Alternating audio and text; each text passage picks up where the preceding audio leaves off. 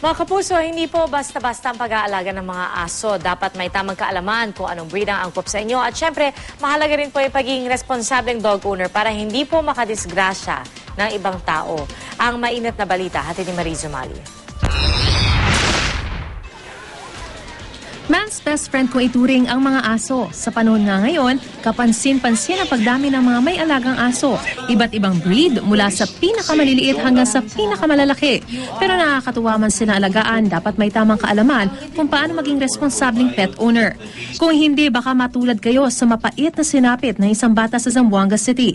Pauwi na mula sa eskwelahan ang 9 na taong gulang na si Marian Gonzalez nitong Lunes nang bigla siyang habulin ng aso ng kanilang kapitbahay na nakawala sa pagkakatali. Sinakmal ng aso ang bata sa leeg at iba pang bahagi ng katawan na naging dahilan ng kanyang pagkamatay. Nangako naman ang may-ari ng aso na sasagutin ang lahat ng gastos sa pagpapalibing sa biktima.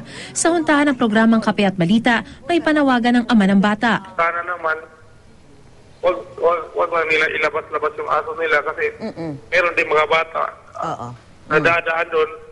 Mahirap na baka may susunod na lawan.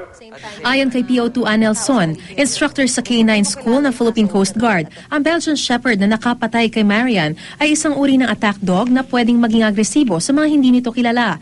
Kaya payo niya sa mga gustong mag-alaga ng aso, lalo na yung may mga kasamang bata sa bahay. Kung sa bahay, sa loob ng bahay, yun doon ako sa maliliit. Sa maliliit? Especially para sa mga bata. Kasi alam naman natin mga bata na medyo malaro talaga sa mga alaga. Pag malaki kasi ang tendency, pwede silang daganan. Payo naman ni Commander Famela Asporia ng Veterinary Service ng Philippine Coast Guard. Don't assume na.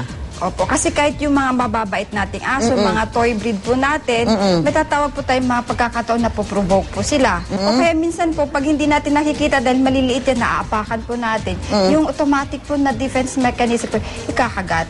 Mariz Umali, GMA News.